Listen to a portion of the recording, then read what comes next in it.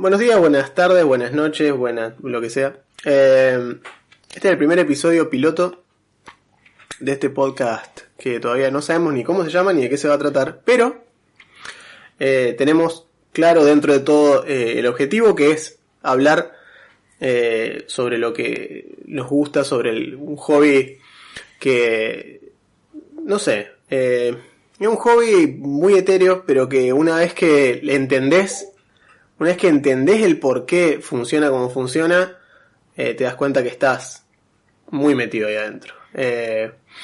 Así que, bueno, yo soy Juan y... Hola, ¿qué tal? Yo soy Augusto. Y nosotros, bueno, precisamente nos conocemos, digamos, desde de ambientes paralelos, digamos, de vertientes paralelas al rol, como es el tema de los juegos de mesa, y los videojuegos también, si se quiere, pero bueno, principalmente por el lado de los juegos de mesa, que bueno, es tabletop, que son términos que también vamos a tener que más o menos aclarar. Sí, la discusión eterna de qué divide un juego de rol con un juego de mesa. Claro, si el juego de rol es un juego de mesa, porque es tabletop RPG, entonces claro, es como que, sí, a nivel tecnicismo... Sí, es un juego de mesa, o sea, el juego de rol es una variante, es toda una categoría muy grande de juego de mesa. Creo que sería el término. Sí. Pero bueno, nosotros nos conocimos precisamente por ese lado, amigos en común y demás. Esta idea precisamente de este tipo de podcast es algo que yo en su momento quise hacer desde el punto de vista de grabar la sesión. Bueno, sesiones en las que Augusto inclusive empezó a jugar hacia el último tercio de la campaña, básicamente fue lo que jugaste vos. Creo que hubiera dicho que era la mitad, pero no sé, como DM te creo. Estoy pensando que Sai entró nivel 6. Sí, nivel 6. Ah, no, entonces sí, a la mitad. Está bien, porque llegamos hasta nivel 15. No, sí, entraste a la mitad, es cierto. Pasa que, no sé, en el medio hubo como... Bueno, en fin, no viene al caso, pero hubo como un... Me perdí muchas cosas, eso es cierto. Sí, pero no sé qué tanto. Ese es el punto. Ya no me acuerdo ni yo bien qué fue lo que te perdiste, pero es cierto, sí. Ponle Sai entró a la mitad de mi última campaña y bueno, de ahí como que después empecé yo a jugar en la campaña de él, y actualmente, digamos, él está jugando de vuelta en mi campaña, en la parte nueva, digamos, de mi campaña, y en una campaña que tiramos como una prueba a ver qué tal salía, y bueno, nos coparon los personajes, nos copó el setting. Una especie de invento de cuarentena que cual pegó. Mal. Eso, pero fue un sueño de opio de decir, vamos a jugar 2 veces por semana. Un día de semana a las 3 de la tarde. ¿A quién se le ocurre? No sé. Pero lo sostuvimos un tiempo largo.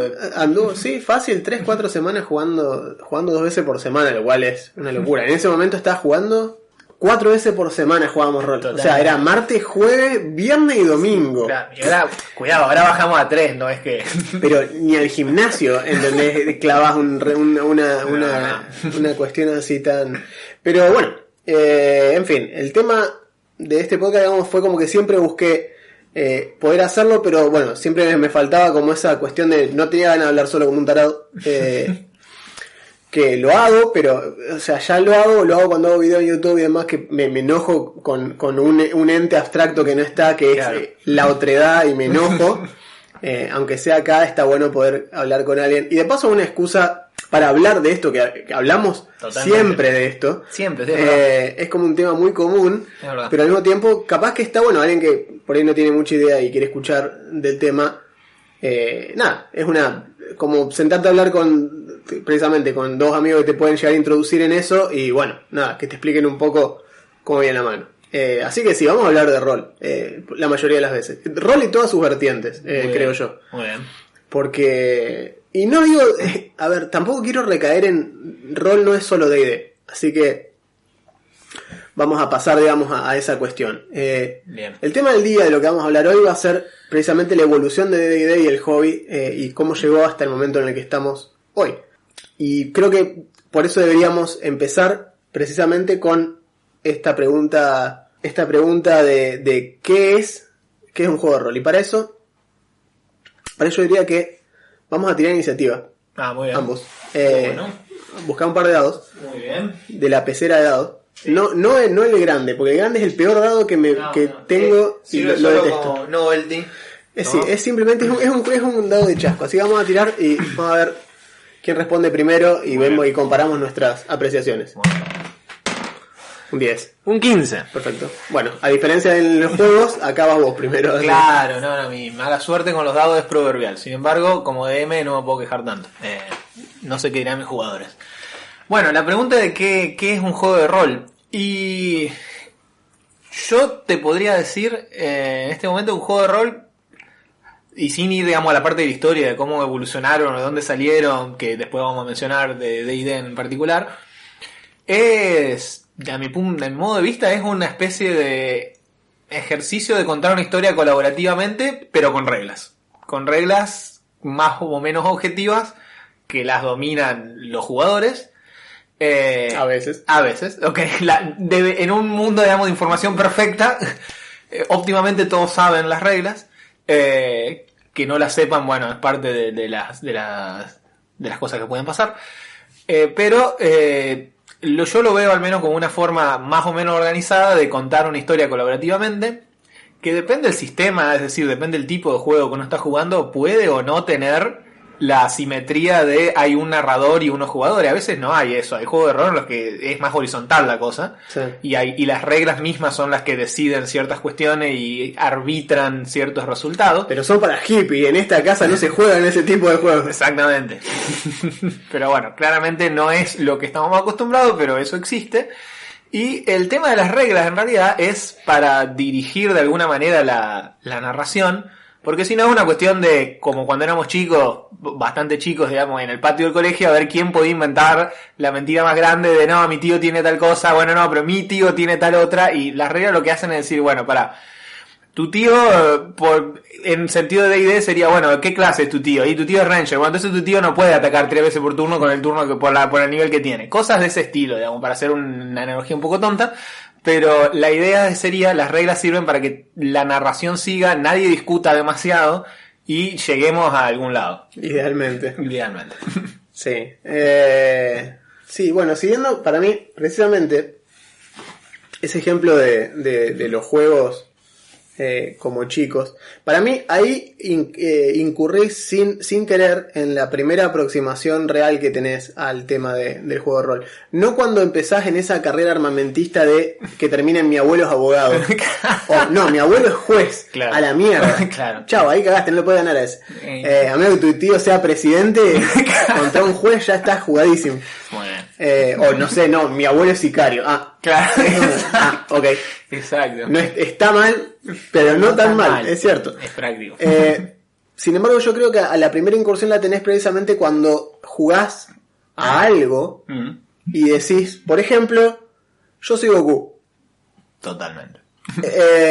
Entonces, que esa es la parte importante para mí, porque instantáneamente todos los otros participantes ya tienen automáticamente una noción de qué hace Goku, qué no hace Goku. Totalmente. Y si te salís de personaje te lo van a hacer saber. Decir totalmente. Muy bueno. Entonces para mí fue como que justo lo dijiste vos y dije, sí, es cierto, pero también me hizo acordar eso porque cuando yo decía, es más, ayer estuve bajando inclusive imágenes, no sé por qué, yo no bajo imágenes de internet, me parece estúpido. Fui en pleno 2020, ¿quién baja? ¿Quién tiene el folder?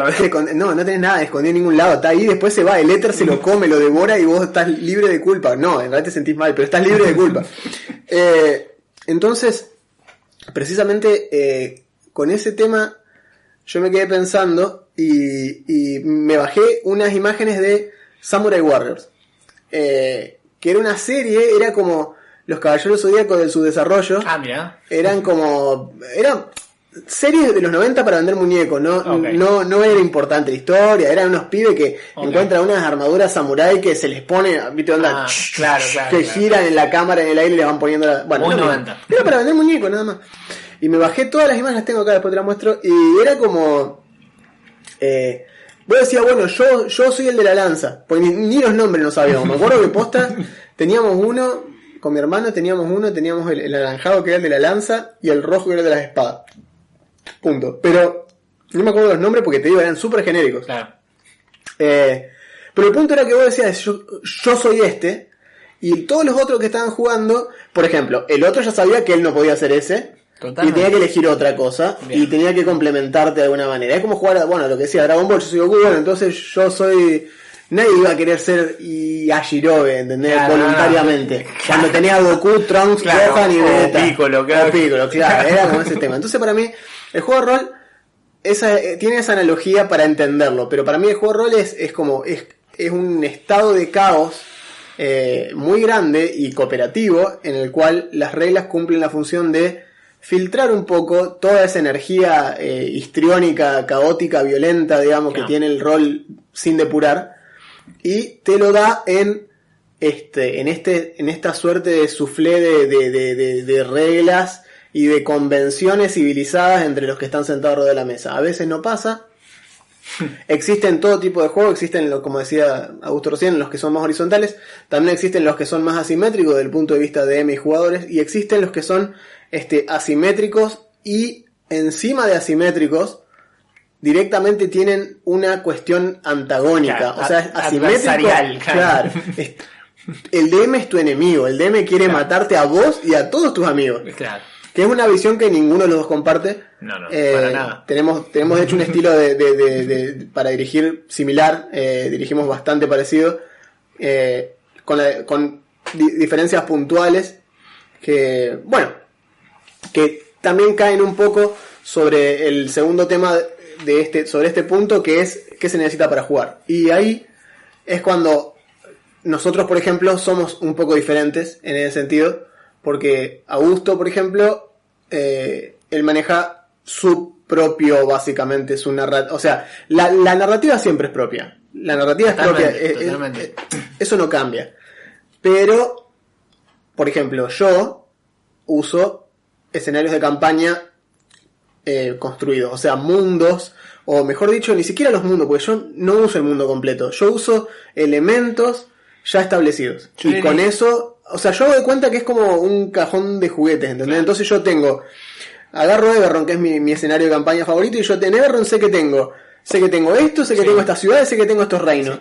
Y después me chupo un huevo lo que dice el manual que se supone que hace cada uno. Yo creo que lo tuyo es como un marco, porque hay muy buenas ideas y interesantes ideas por ejemplo, como dijiste en Eberron. Eberron en su momento fue muy popular y sigue siendo popular porque es un sabor de fantasía muy distinto a otras cosas, te permite, digamos, te espolea la imaginación de ciertas maneras que lo otro no lo hace. La Coca-Cola Cherry de los escenarios de campaña, es algo que vos decís, ¿dónde estuvo esto toda mi vida? Claro. ¿Y por qué no lo descubrí antes? Y sirve, y por eso a mí me parece que usarlo como marco, sin atenerse, digamos, a lo que exactamente el manual dice, que después de todo es la recomendación que suelen hacer todos los manuales. Es decir, meten una serie de sugerencias de ideas que te tiramos. Vos después hacer la tuya, porque cada DM, cada campaña es única. Es como el código pirata en Pirata del Caribe. Más bien es una sugerencia, ¿no? O la Biblia. Son todos esos libros, así que en realidad deberían ser guidelines. No son un manual de instrucciones. Y acá en D&D pasa eso. Entonces yo, cuando dirijo, yo me veo con eso. O sea, literalmente como si tuviese una gran caja de juguetes y herramientas y mapitas y boludeces que yo acomodo, hago y deshago y modifico reglas sobre la marcha y es mi decisión eso. Y eso es importante. He tenido campañas más propias en otros sistemas. En D&D no es que yo me considere incapaz de hacer algo así, pero sinceramente me gusta por lo general. Suelo elegir campañas que están escritas por gente que me cae bien. Claro. Keith Baker, que es el escritor de Eberron, me parece que es muy bueno escribiendo. Entonces, yo cuando leí su escenario de campaña por primera vez en 3.5, claro, aparte creo que tuvo que ver con eso. Fue la primera vez que me mandé a dirigir D&D oficialmente, grande. Genial. Para gente que incluso habían sido mis DM antes. Entonces fue como más una prueba de fuego, fue como pagar un derecho de piso. Entonces y me apoyé en el escenario de campaña que era sólido, claro, para ya tener una base de bueno, si aunque sea si yo hago medio agua, el escenario funciona. Tener respaldo por otro lado, ¿no? Algo así. Está muy bien. Y no me mandé, o sea, como conté el otro día en el episodio del dibujo, sí, obvio que tuve mis sistemas propios que eran desastrosos y estaba literalmente Goku, ¿entendés? Entonces vos decís, no, bueno, ok, todos hemos pasado por eso, pero... Todos hacemos eso, sí. Sí, bueno, un amigo nuestro inclusive nos contó que él también había querido hacer su propio sistema porque le pasó lo mismo que nos pasa a nosotros, agarrar, leer el libro y decir... Yo puedo hacer algo mejor. Claro, decir, ¿qué saben estos giles que pasaron 10 años escribiendo esto? Nada, yo lo hago mejor. Verdad. Y fracasaba horriblemente. Es muy difícil aprender a balancear un juego. sumamente complicado. Entonces yo por eso soy partidario de esta cuestión, de agarrar un escenario de campaña y no obedecerlo a rajatabla, pero sí robarle elementos. Es más, yo meto en mi campaña de Everron, meto elementos de Faerun, meto elementos de otras porque me place. Está bueno. No lo puedo ver como algo tan cerrado para mí al No. plano. Me parece como que... Es más, si el libro mismo y la compañía misma te dice: acá tenés el escenario de campaña de Ravnica, acá tenés Everron, acá tenés Faerun, acá tenés Greyhawk. Te está diciendo, loco, tenés todos estos multiversos paralelos. Hacé lo que quieras. Las reglas son las mismas. Vos podés hacer que un personaje empiece a caminar acá y pase por todos estos universos caminando y sea el mismo. Las reglas se lo van a bancar y lo que tenés que aplicar es mínimo, digamos. Es un cambio de lugar, de fondo, de contexto. Claro. Está muy bien. Igual a mí, para no tirar spoilers, digamos, pero a mí me copó mucho que la campaña original que yo jugué y Juan dirigió, que era, estábamos peleando contra Tiamat y una serie de cuestiones en los Reinos Olvidados. La campaña de Everron es una secuela de eso. Sí. Es una secuela que al principio era poco claro de qué manera era una secuela, más allá de que era el mismo grupo de jugadores y el mismo DM, y después empezaron a aparecer ciertos elementos que con mis veleidades de escritor me parece que están bien puestos. Y está bueno, y tiene que ver con el universo de Juan y su interpretación de los mundos de esto. A mí me parece fantástico. Sí, de hecho, ahí es precisamente el punto en el que existe para mí como que a mí me parece que la gente se autolimita mucho a mi personaje vive en este reinito y esta deidad que es capaz de caminar entre los planos. Solo opera acá. Es como que si cruza ya no tiene más jurisdicción. Entonces, vos pensás, y esto te lo veo como... O sea, vos pensás que es lo último que van a escuchar de Tiamat a pesar de que Tiamat no existe en Everron. O sea, no sé, pero me parecería como que una deidad que, como fue Tiamat, que ha sido demoteada y promoteada de deidad menor, mayor, demonio del primer estadio de los días, fue un débil del primer nivel. De hecho es la guardiana del Dragon Speed, que es el segundo, el pasaje al Asmodeo. Y ahí está Tiamat, vive ahí, pero es una deidad. Entonces todo esos desacomodes, y vos pensás que una deidad que aparte de por sí es ficticio, como todo lo que estamos jugando. O sea, ¿qué me importa? Es como que, bueno, me parece que hay que ser un poco menos estricto y restrictivo con ese tipo de cuestiones. A menos que, bueno, y ahí recaigo y de paso te doy pie a vos para que precisamente eso. ¿Qué pasa cuando vos ya planteás desde el vamos un escenario de campaña en los cuales vos le ponés límites? Sea por la edad en la que lo escribiste, la situación en la que lo escribiste, el contexto histórico en el que lo escribiste, lo que habías leído hasta ese momento. Totalmente. Que son todos puntos que influyen. Totalmente. Claro, la campaña que yo dirijo, y ahora ya la estoy dirigiendo hace, no sé, 3 años, una cosa así, y a la que Juan se agregó el año pasado, es una campaña en un universo que creé yo, que originalmente surgió, y esto es gracioso cuando hablemos de las distintas ediciones de D&D, surgió como una campaña de cuarta de D&D. Cuarta de D&D es una frase que queda fea, era una campaña de cuarta. Era una campaña de cuarta. Lo gracioso es que cuarta edición de D&D es generalmente considerada literal y metafóricamente de cuarta, así que siempre quedó bien. Con lo cual en realidad fue mi primer esfuerzo por dirigir D&D después de un rato largo en que yo había tenido. Generalmente esto pasa por lo que he hablado con gente del hobby. Uno tiene una especie de primer intento en el que uno dice, voy a dirigir, no le va demasiado bien. Un gran hiatus. Pasa un tiempo, te fogueas de otras maneras y después volvés ya un poco más grande, un poco más, manejás las cosas distintas.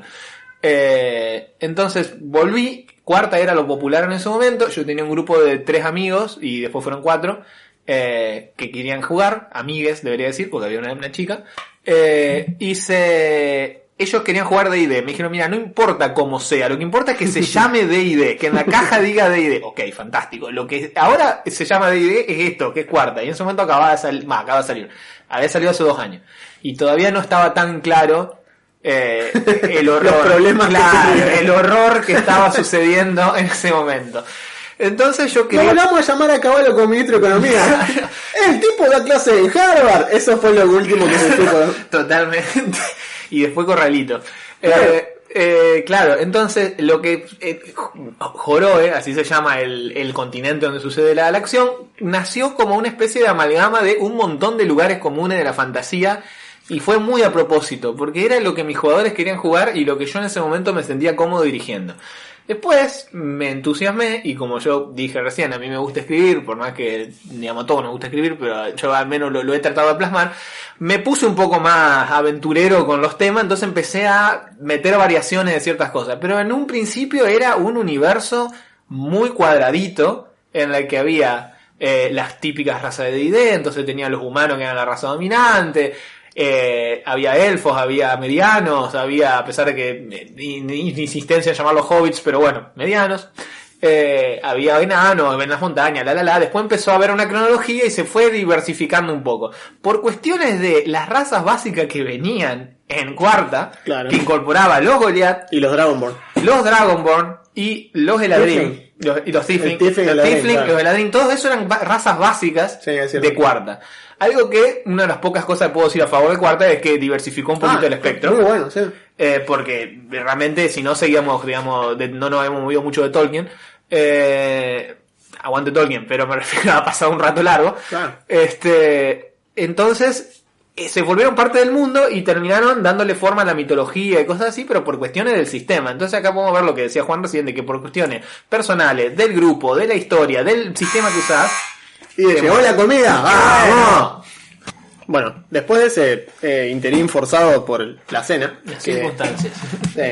Sí, porque aprovechamos el golazo para juntarnos a comer. Pero estabas cerrando justo de ese tema de que la composición de Joroe era precisamente una mezcla de lo que habías leído, lo que habías visto, lo que habías vivido hasta ese momento. Totalmente. Y lo divertido es que como tengo control creativo absoluto sobre el mundo y sobre lo que pasa, con el input de los jugadores, por supuesto, volviendo un poco a lo que yo decía de contar una historia así colaborativamente, ha ido mutando para hacerla así, dar un ejemplo muy breve.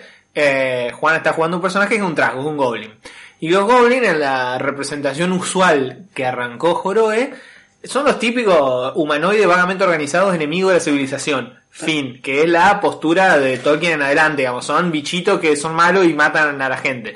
Y bueno, eso a mí me servía, pero siempre tuve la puerta abierta para que pase otra cosa. Eventualmente con el personaje trasgo de Juan se empezó a explorar otra parte de la de no, bueno, pará, pero ¿y antes qué hacían? Y había acá un reino organizado y en realidad las razas del norte los sojuzgan, pero no, o sea, no existen, no son malos de por sí. ¿Por qué van a ser malos de por sí? Acá no está Sauron para decir lo que tienen que hacer. Claro. Y se exploró otra cosa y de repente, bueno, en el sur se los tratan distinto y pasa otra cosa y eso está bueno. Y es también la otra mitad de... es tu mundo, vos lo armás como querés y lo desarmás como querés. Siempre, digamos, en el marco de lo que los jugadores te dan pie a hacer. Sí, yo creo que sí. Pero entonces, volviendo a la parte principal, ¿qué se necesita para jugar? Nada. Literalmente podés jugar durante años, inclusive sin dados. Hay mucha gente que conozco que lo único que hace es simplemente agarrar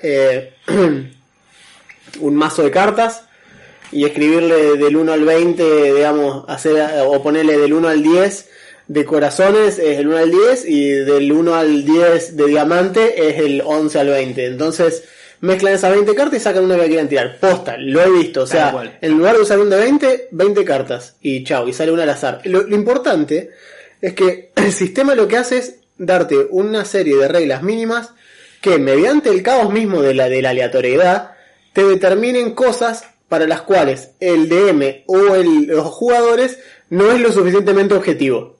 Claro. Eso es lo que hace el dado. El dado es decir, le quiero pegar a ese bicho. Sí, obvio que le querés pegar. Si vos podés elegirla, saca un 20 siempre. Pero bueno, el dado está ahí para decirte, bueno, vamos a ver qué pasa. Capaz que le pega, capaz que no. Entonces, para eso nos sirve. Y bueno, y ni hablar que lo hemos hablado hasta recién. El juego más conocido mundialmente y que se atreve a poner en su propia tapa The World Greatest RPG es Dungeons and Dragons, Calabozos y Dragones, como le quieran decir, y con razón, se han ganado, o sea, se ganaron lo que tienen. No es, a mí, si hay algo que me rompe las pelotas en esta vida es la gente que se queja del que está arriba porque sí, porque está arriba. Porque sí, es un gil, y le va mejor que a los otros, entonces debe haber hecho trampa, debe haber hecho todo mal, debe estar... Y no, Day fue el primero, o sea, fue el primero de su estilo, Sí. y logró durante unas buenas 3 décadas, en realidad ya estamos acercándonos más a la 5ª década, pero Sí. durante unas 3 décadas, las iniciales me refiero, logró cautivar una audiencia que había quedado flasheada con la fantasía medieval y no tenía un outlet, digamos, No, en no. ese momento. Porque ahora vos ves el Señor del Anillo y decís, fa, vieja, qué gana, y ponés el Shadow of Mordor. Totalmente. Podés literalmente vivir lo que viste en pantalla, podés agarrar un libro que te gusta y, qué sé yo, te gusta The Witcher, decís, bueno, tenés 3 juegos y medio para hacer Geralt y hacer lo que quieras. Pero Claro. eso es ahora, digamos, ¿no? Es claro, es ahora, ¿entendés? En los 70, mediados de los 70, cuando Gygax decide hacer esto, había toda una historia. Entonces, ¿cómo arranca esto? Bueno, D&D precisamente arranca como una devenida casual, básicamente, de un sistema que se llamaba Chainmail, que era un sistema de miniature wargaming, o sea, de combate con miniaturas. Y encima, ese mismo, de donde viene eso, viene por una... Este sistema era de combate medieval clásico, o sea, eran unidades de caballería, arquería, infantería, y el tipo agarra y dice, como él había leído también algo de Tolkien y le gustaba, pero no tanto, el tipo no era fan de la obra de Tolkien, esa es otra cosa, Gygax no era fan de la obra de Tolkien, ni ahí, a él le gustaba Conan, por ejemplo. Claro. Más Conan le gustaba. Más de la fantasía pulp más clásica. El Sword and Sorcery más crudo, no tanto el whimsical de Tolkien. Y el tipo agarra y dice, bueno, voy a sacar un suplemento para mi propio juego de miniaturas. Los juegos de miniaturas vienen desde la época de Wells. O sea, Wells se sentaba en el patio, H.G. Wells, el escritor británico, se sentaba en el patio de la casa a jugar con sus amigos, a recrear batallas de la guerra de secesión. Totalmente, y tenía, como vos decís, una raigambre histórica, eran Sí. generalmente batallas históricas. De caballeros, era un deporte, era como decirte un juego de caballeros, era como que tenías, ¿por qué? Porque tenías que saber, tenías que ser un tipo que tenía que saber de cómo pasó eso, y lo mismo que hablábamos al principio, fíjense cómo todo como te ata al tema este del roleplaying. Las reglas, desde el punto de vista de la credibilidad, entre comillas, están dadas por los interlocutores entre ellos diciendo, eso está fuera de personaje, o los franceses no hicieron eso en esa pelea. Claro. Porque vos tenías que recrear la pelea, había una recreación histórica del combate, que tal vez gracias al azar salía distinto y podía llegar a ganar el rango, el general opuesto, con la misma estrategia, pero los dados le jugaron a su favor y ganaba. La cuestión es que Gygax saca un suplemento para su propio juego que llamaba Chainmail,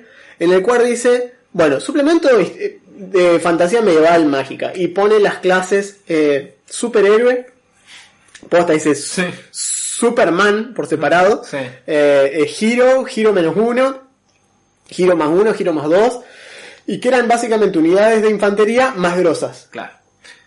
Y en base a eso el tipo lo agarra y dice, che, esto es desarrollable, y se conoce en la Gen Con, lo conoce al otro muchacho. Sí, a Arnson.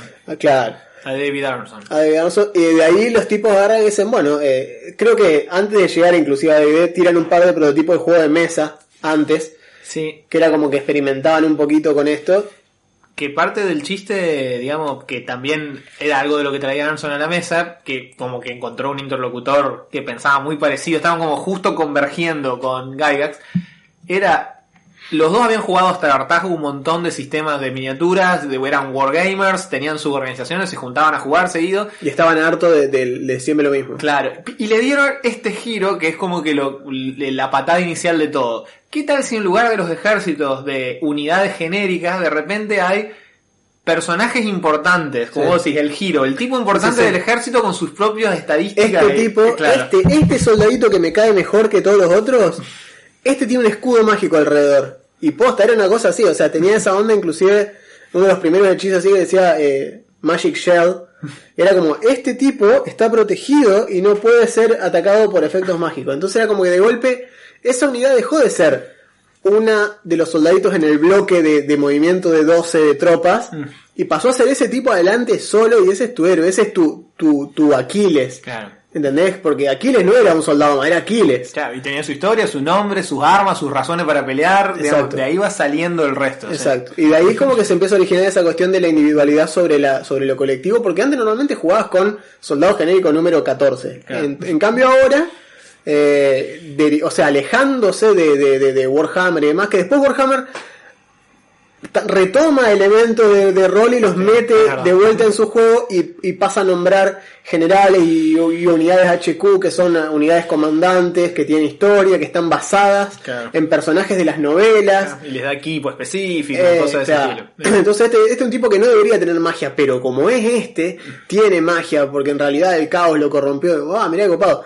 Todo ese tipo de cuestiones a nosotros, a la gente que nos gusta este tipo de cuestiones, hace que un cachito de plástico de mierda de golpe tenga una relevancia mucho mayor, porque nos copó la historia, porque no sé, está re buena la historia, pero la historia es no sé si está buena, pero me copó, es re chito, y esa es otra de las grandes cuestiones de D&D. Rule of cool over every rule, o sea, es como que si en D&D algo te copa y te gusta, que el resto del mundo te puede chupar un huevo porque a vos te gusta eso y nadie te puede venir a decir que está mal que te guste eso, ¿entendés? Es como que sí, está bien, es poco óptimo, recontra, pero soy re cheto. Totalmente, y eso ha sido, digamos, una fuerza que ha movido, digamos, una vez que se volvió algo, una vez que D&D fue un nombre con marca, que tuvo sus sucesivas ediciones, que tenía, como tiene, un grupo de editores y gente que cranea qué es lo que va a salir y cómo va a salir. La Rule of Cool es una gran fuente de inspiración y de motivación. Como decir, bueno, la gente quiere jugar esto, o vamos a darle esta opción a la gente. Y no es porque no haya algo que numéricamente no haga lo mismo. Vos decís, bueno, porque sí, por eso. El fighter, el fighter que es el que pega, le da un arco y es tan bueno como un ranger o mejor, pero no es esa la idea, digamos. Vos querés jugar un ranger, vos querés jugar con Aragorn o una derivación o un tipo que a vos te inventaste y te gusta. Tal cual. Y es parte del chiste, de parte importante del chiste. Y bueno, y hablando precisamente de eso, dentro de las ediciones, primera edición y segunda edición, justo estábamos viendo, inclusive hace un rato estábamos terminando de ver un documental que hablaba sobre primera edición. ¿Por qué? Porque primera edición, nosotros acá, no es algo que acá, o sea, si vos querés hablar de primera edición en Argentina y alguien viene y te dice, porque somos argentinos, dicho sea de paso, si no se dieron cuenta, por si no se notó, si a esta altura del partido no se dieron cuenta, bueno, chequeen la cuestión de los acentos, pero si somos argentinos, de Santa Fe precisamente. También, si son de Argentina ya saben que somos de Santa Fe, pero bueno. El tema es que en Argentina nadie te puede venir a contar, y si te lo viene a contar te está mintiendo, que jugó primera o que vio primera en persona, que tuvo adelante una caja blanca de primera edición. Porque no pasó. A menos que... A ver, existió el tío viajante genérico que también trabajaba en Nintendo, seguro que un día viajó a Estados Unidos y te trajo primera edición a tu viejo y tu viejo te contó. Sí, puede ser. No te voy a decir que no, pero es muy, muy, muy difícil. Sobre todo porque la caja blanca, que depende a quién le pregunte, es primera o Zero Edition, digamos, la caja blanca con los 3 libritos y, como vos me contabas hace un rato, lugar para el manual de Chainmail, que todavía era usado como parte de las reglas. Era necesario para explicar el combate. Claro, esa tuvo una tirada mínima de 2000 ejemplares que se vendieron casi mano a mano, gente que conocía a los desarrolladores, nada más. Exacto. Pero después, en base al éxito de eso, salió la verdadera primera edición, que fue ahí donde se dividió entre Dungeons and Dragons Basic, entre comillas, y AD&D. Y Advanced Dungeons and Dragons. Que al día de hoy la gente se refiere como, estoy jugando a AD&D quinta. Claro. Lo cual me da mucha gracia, porque AD&D murió en segunda. Claro, al final de segunda. AD&D se muere en segunda. Cuando termina segunda edición, dropean el nombre Advanced porque era estúpido y contraproducente. Sí. Y deciden ponerle D&D, Dungeons and Dragons. Entonces, lo que decíamos, la primera edición daba muy poco sobre estas cuestiones de customización y Rule of Cool.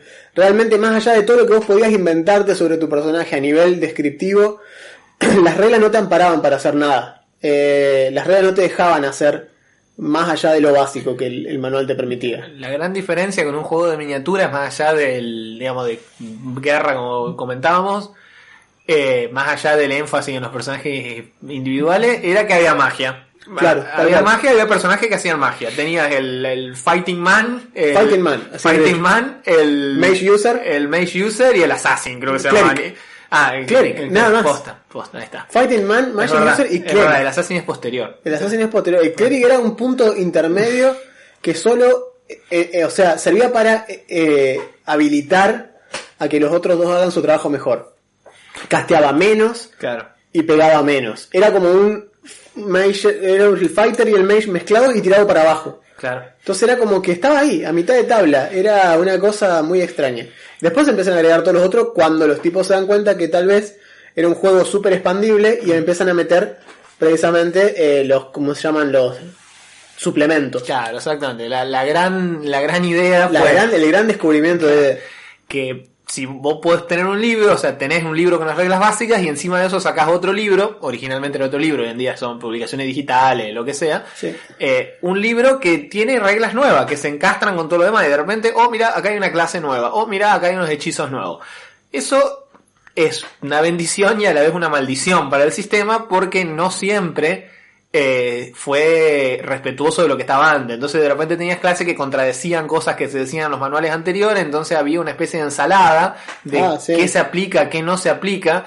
Muchas veces dependía de la mesa, es decir, del pacto entre los DM y el jugador, de bueno, vamos a jugar con la regla de acá, vamos a jugar con esto acá, y esto lo hacemos como dice en este libro. Y que muchas veces fue la motivación, o por lo menos la motivación en los papeles proferida para cambiar de edición. Es decir, bueno, hemos llegado a un momento en el cual las reglas son demasiado contradictorias y hay demasiado lío, vamos a hacer algo nuevo. Nos embarramos hasta el cuello, no hay cómo salir de esta. Claro. Barajemos y vamos a dar de vuelta porque no se puede más, es insostenible. Y literalmente es insostenible. Y pasa a lo largo de toda la historia de... Pasando ya segunda, que es esta cuestión, ya segunda implementa mecánicas mucho más complejas que primera. Totalmente. Y empieza a meter, por ejemplo, el tema de las habilidades entrenadas y habilidades no entrenadas, que pasan a ser los skill check que hacemos actualmente. Exactamente. Había una división específica, o sea, vos tenías que preocuparte por las cosas que no sabías, no solo por las que sabías, sino que también tenías que preocuparte por lo que no sabías, que actualmente no sabes hacer algo, no tirás. Te quedas mirando el resto y dices, ni idea, che. En cambio, no, ahí no tenía, había toda una cuestión estadística, termina de pulir y mejor dicho le pone nombre a el infame sistema de ataque y defensa de primera edición, que es el GACO. Sí. Nosotros acá le decíamos GACO, es ZACO en realidad, con una H en el medio, porque significa To Hit Armor Class 0. Exactamente. O sea que ni siquiera es GACO, es GAC 0. GAC 0, porque... O TAC 0. Claro, en primera, digamos, de año 77, había unas matrices horrorosas que eran que venían de los wargames, o sea, esto importado, sí, por supuesto. Que venían de, bueno, tal unidad para pegarla a tal otra unidad en tales condiciones, tiene tal chance de éxito, tiene de hecho, acá yo tengo una foto que le saqué hoy precisamente a eso, lo estaba viendo, que el GACO no solo que se modifica por el nivel de armadura, sino el nivel. O sea, tu nivel es lo que te subía el GACO. Sí. O sea, tu nivel te subía el GACO. Esto significa que, por ejemplo, vamos a tirar un ejemplo básico. Un guerrero, que son los que mejores GACO tenían, de nivel 13, necesita un 3 en el dado para pegarle...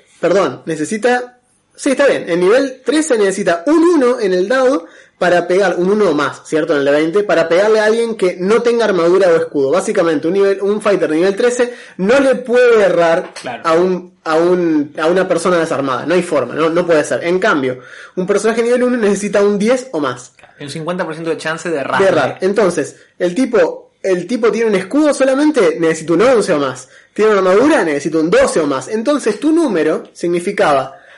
Tu hit armor class 0, necesito tirar tal dado. O sea, era básicamente eso. ¿Qué necesito tirar para pegarle a algo que tenga armor class 0? Ergo, mientras más bajo era, mejor. Son básicamente dos variables encontradas que una crece a medida que sumás GACO y la otra crece a medida que restás armadura y se cruzan. En todos los puntos en los que se cruzan, eso es un impacto. O una esquiva, dependiendo de qué lado le estés mirando. Entonces el GACO era eso, era una tabla... variable, era una matriz, estaba hecha realmente para que vos puedas asociar un valor numérico en contra de otro y que, ¿entendés? Era como una no sé, un desastre. Lo menos intuitivo del universo, sobre todo. Explicar Gakko era claro, terrible. Sobre todo porque, digamos, y segunda, tenía estas cosas que en el momento eran grandes logros con respecto a lo que venía antes, lo que decía Juan recién de las habilidades. De repente los personajes tenían habilidades y era como que habían adquirido un nivel de personalidad y customización increíble. De repente no era este clérigo igual al de al lado. De repente este clérigo era bueno montando a caballo y era bueno usando cuerdas. Esas habilidades fantásticas que tenía segunda. Y sabía talabartería, que era una exacto. habilidad, por ejemplo. Porque había que mantenerse, ojo, había que comer. Sí. Tenía oficios. Claro. Y el Gakko, bueno, el Gakko hoy en día nos podemos reír. En su momento debe haber sido un logro. Sí. Sin embargo, cuando lo comparamos con lo que vino en tercera, que de repente era...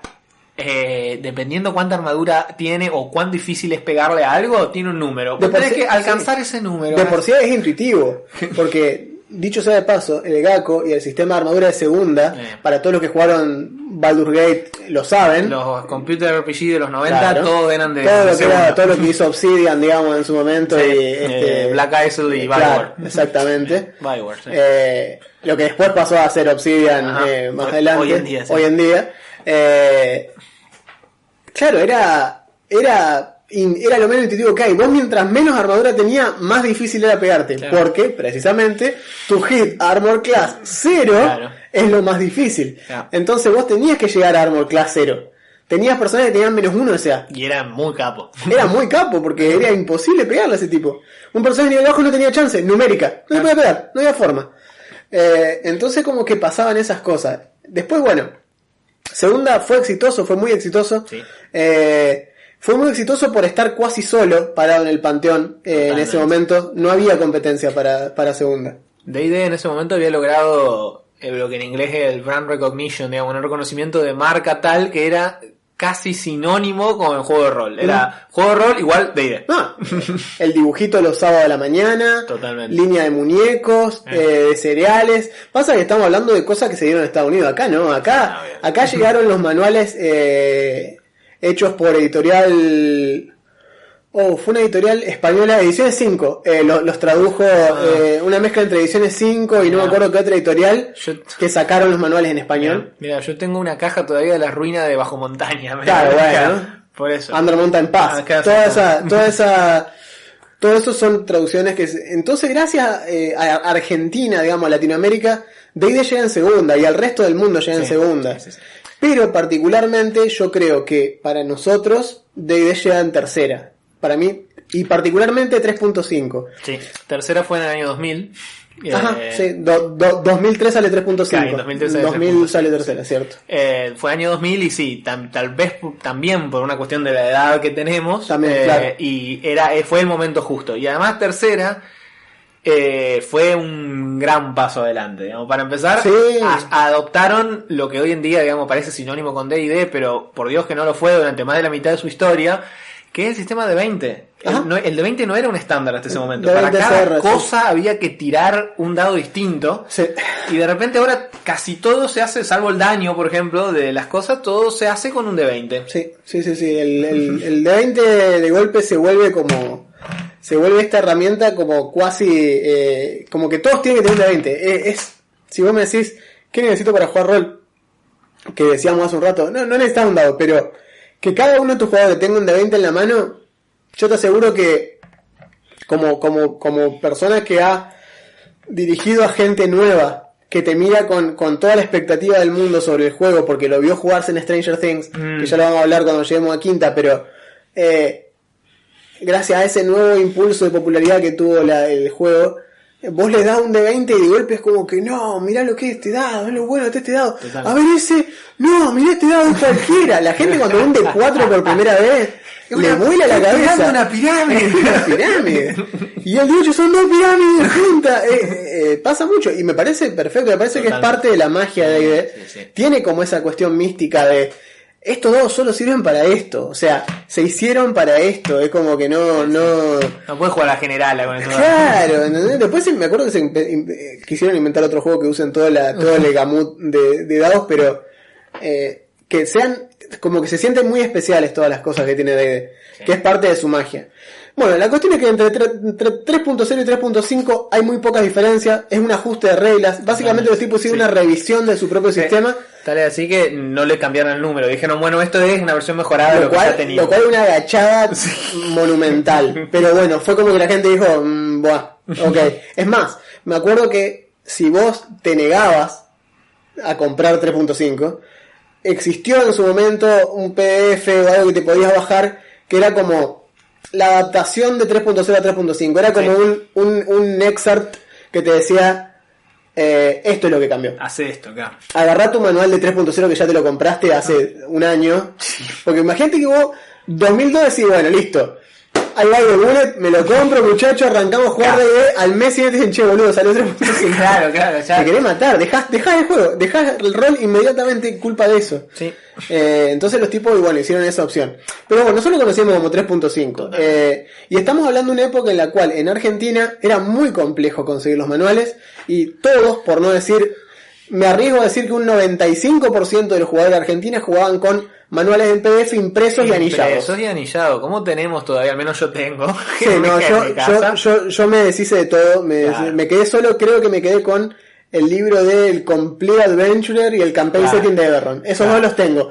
El resto tiré todo porque me parecía un juntadero de tierra. Lo bien que hiciste. Yo, un mínimo detalle personal. Yo vivía en una casa muy grande que me facilitaba juntar idioteces. Ahora, una de las campañas que quedó en stand-by por la cuarentena que yo estaba jugando era una de 3.5, entonces estaba vagamente justificado guardar algunos manuales. Claro. Pero algunos. Algunos, porque convengamos que ahora tenemos todo, la facilidad de las cosas en digital. Bueno, yo, por ejemplo, tenemos los bullet points en el iPad.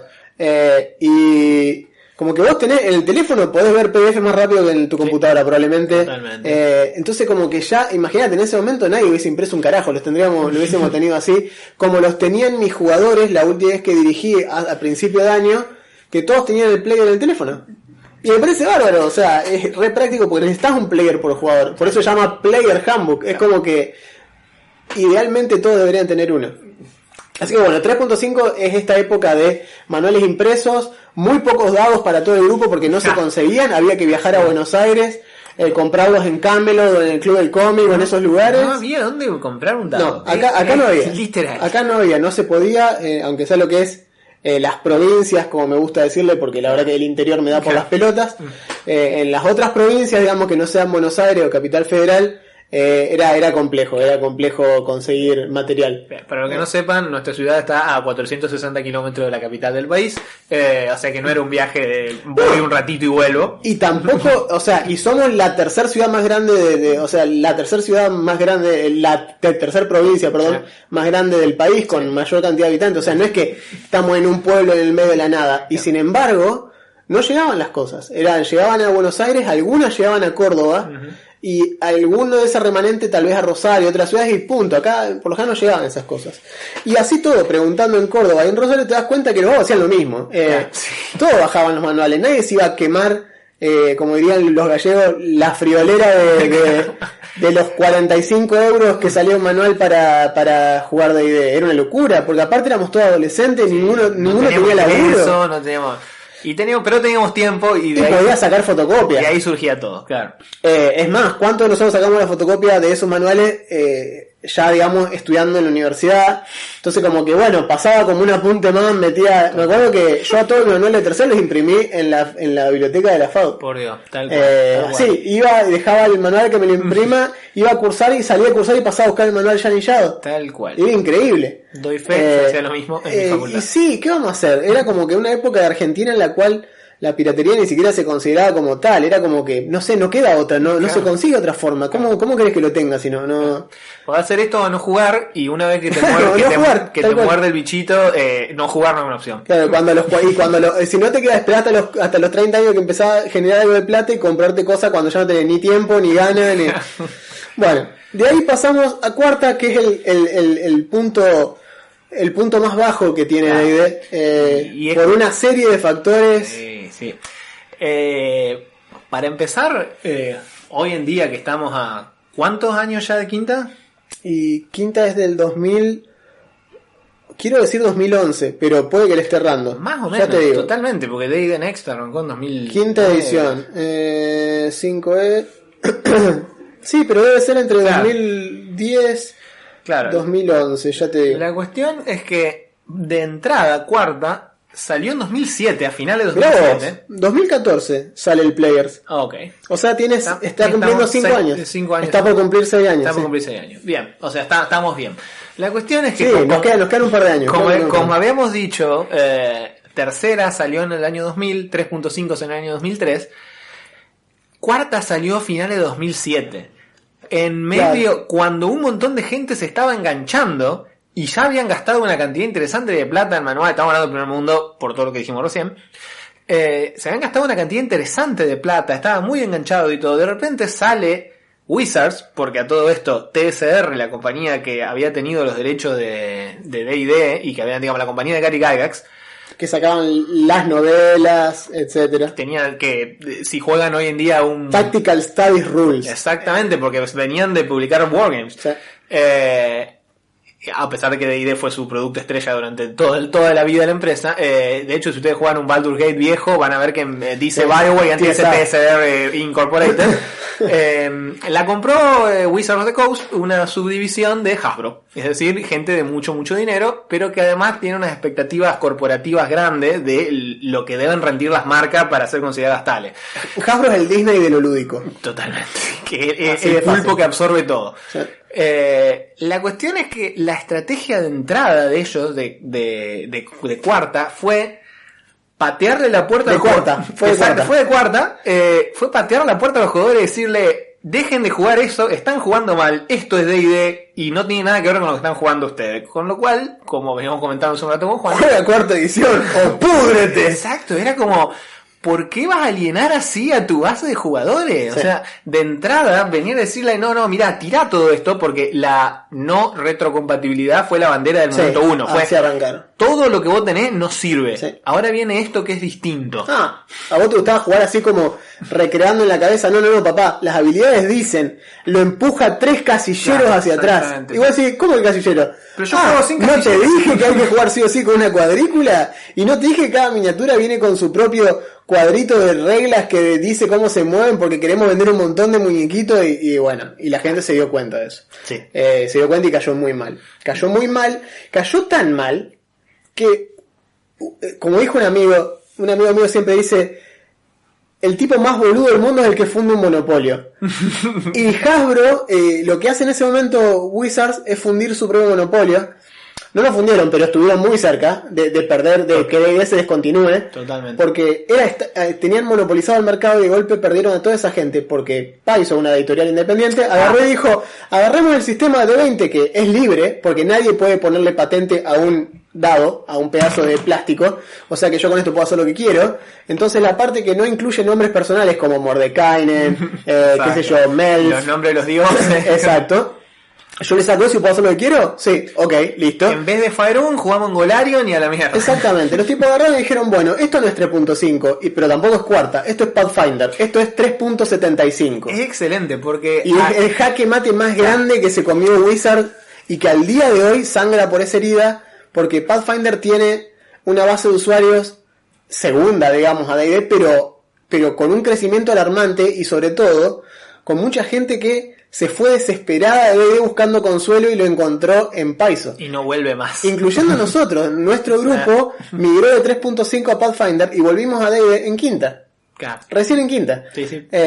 Y quinta es lo que nos trae, digamos, a este momento en el que estamos ahora, de una sobreexposición brutal a D&D, gracias a los productos en los cuales de golpe nerd is the new cool, y de golpe jugar rol está re bueno. No, o sea, no soy un tarado que está hablando solo en el living de la casa, sino que de golpe es como los pibes de Stranger Things. Lo de Stranger Things, o sea, una serie, digamos, no vamos a hablar del tema de la serie, pero una serie que tiene que ver justamente con parte de la cultura nerd de los 80 y qué sé yo, que reflota eso y de repente la ve todo el mundo, desde tu abuela al almacenero, a tu compañero de trabajo y tu compañero con tu mismo gusto que vos también. Sí. Y de repente todos están expuestos a eso y todos venían, ¿cómo es el jueguito ese que juegan en el sótano los pibitos? Y eso. Cuando vos les explicás, digamos, es más, yo he pasado por múltiples explicaciones incómodas en situaciones de trabajo en las cuales caigo a la oficina y que ponele antes de ir a la oficina, pasé por el correo a buscar un manual. Eso me pasó más de una vez. O pasé por el correo y busqué 2 paquetes de dados. Y caes y que te dicen, ¿y eso para qué son? Y ahí tenés que tomar una decisión consciente de, abro la puerta esa y le explico para qué son y voy a perder los próximos 20 minutos de mi vida mirando cómo este tipo me mira con una cara de ¿qué me está diciendo? Claro, cada vez más perplejo. Pero en cambio ahora Stranger Things y este tipo de productos nos abrió un poco más la puerta a esa cuestión de la normalidad, un término complicado de usar hoy en día, pero a la normalidad de que tal vez no es un producto tan foráneo, sino que es simplemente algo que no sabían y que estuvo en boga durante mucho tiempo para mucha gente y que me parece, con lo que más o menos ya con esto vamos redondeando, pero lo que queremos a esto, ya que fuimos cubriendo cómo empezamos, qué jugamos, lo que sí nos da esto es qué esperar del hobby, que es, creo que todos más o menos queremos lo mismo, y es que cada vez lo juegue más gente. Totalmente. Y si Stranger Things y la sobreexposición y que se vuelva mainstream entre 1.000.000 de comillas aéreas, porque detesto eso, sí. Pero si el precio a pagar es que de golpe la gente sepa de qué es D&D y deje de ser un cultito cerrado de gente que no comparte porque somos re locos y no, vieja, por favor. A mí no hay nada que me divierta más que enseñarle a jugar a gente que no sabe jugar rol. Es fantástico. Se siente, es muy satisfactorio poder incorporar gente al hobby. Por más que después no se vuelvan, digamos... Que no prosperen. Claro, que no prosperen o que prueben, pero el hecho de que puedan probarlo, se diviertan un rato y vean de qué se trata, ya gana muchísimo. Y ese es el punto más fuerte precisamente de Quinta Edición. Quinta Edición es una edición que sacrifica tal vez un poco de personalización y de profundidad en las reglas, a cambio de que le podés explicar a cualquiera en 10 minutos cómo funciona un combate en D&D y cómo hacer las tiradas de salvación, los chequeos de habilidad, y puede hacerse su propio personaje, como he demostrado múltiples veces en videos y demás, en media hora. En media hora el tipo tiene un personaje hecho, armado, y puede empezar a jugar. Y no tiene que saber nada de nada. Puede aprender sobre la marcha con vos dirigiendo, porque simplemente le decís, escuchan ese ruido allá, bueno, tirá percepción. Percepción es esa que tenés ahí, agarrá ese número y sumale lo que te sale en el de 20. Listo. Punto. No hay nada más que explicar. No hay nada. No tenés percepción, no tienes nada, no te das problema, no escuchaste. Listo, no escuchaste. Ya está. Es así de sencillo. Claro, pero es notable cómo hubo que atravesar todo este camino que muy sucintamente comentamos, desde aquellas reglas de juego de miniatura de pelea al momento de el exceso numérico tal vez de tercera y Pathfinder, que es su sucesor, digamos que ese es el estilo, a llegar a este punto donde, digamos, Wizards y D&D como comunidad se tuvo que comer el fracaso terrorífico de cuarta para adquirir una identidad nueva, redefinirse y salir para adelante, porque lo contrario, como bien dijo Juan, era la extinción, es decir, bueno, cerramos acá, ya está, total, digamos, hemos perdido lo que nos hacía, digamos, especiales, ahora nadie va a querer jugar D&D después de este moco. Bueno, se reinventaron y salieron adelante, y hoy en día es la forma más accesible de enseñar el rol de fantasía que hay. Es the world greatest role playing game. Totalmente. Y a la mierda. Los tipos te lo ponen en la tapa de los libros para que lo sepas. Y no va a llover ahora el sponsor de Wizards. Sí, no. Y bueno, y justo estábamos hablando de eso, de qué nos deparará sexta y cuándo decidirán hacer el cambio a sexta, qué vamos a hacer, nos vamos a mudar. ¿Cómo va a ser sexta? ¿Cómo va a ser sexta? ¿Qué hago yo con los... El otro día sacaba cuenta. No sé...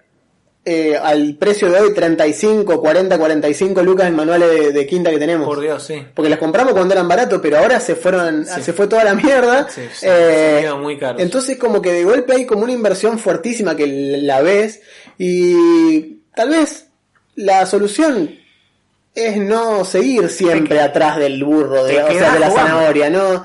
Te quedas en el sistema que te resultó cómodo. Hoy en día hay gente que juega 3.5 y está muy contenta. Yo conozco, hay un amigo, un editor de César, que es un editor de cómic que jugaba segunda, hasta hace 3-4 semanas que decidió pegar el salto a quinta con los videos que estuve haciendo yo, que los estuvo mirando. ¡Qué genio! Pero él jugaba segunda. Al día de hoy jugaba segunda y tenía su carpeta con el manual original con anillado, pues se le había roto el encuadernado y lo tenía anillado en carpetas. ¡Qué excelente! El manual de segunda. Entonces las ediciones son perennes, ¿no? La edición no se va a ningún lado, no es que tenés que actualizar, no es software. No, es cierto.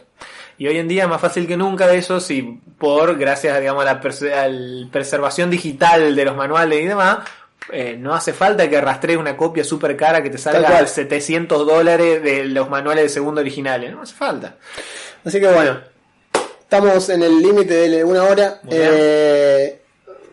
Ya veremos de qué hablamos en el próximo episodio. Todavía estamos pensando, no sabemos ni cómo se llama pero bueno, es una forma de ventilar cosas que como que nos gusta hablar de todas formas. Así que ya que la vamos a hablar entre nosotros, escúchenla ustedes de paso. Excelente. Nos vemos la próxima. Bueno, gracias.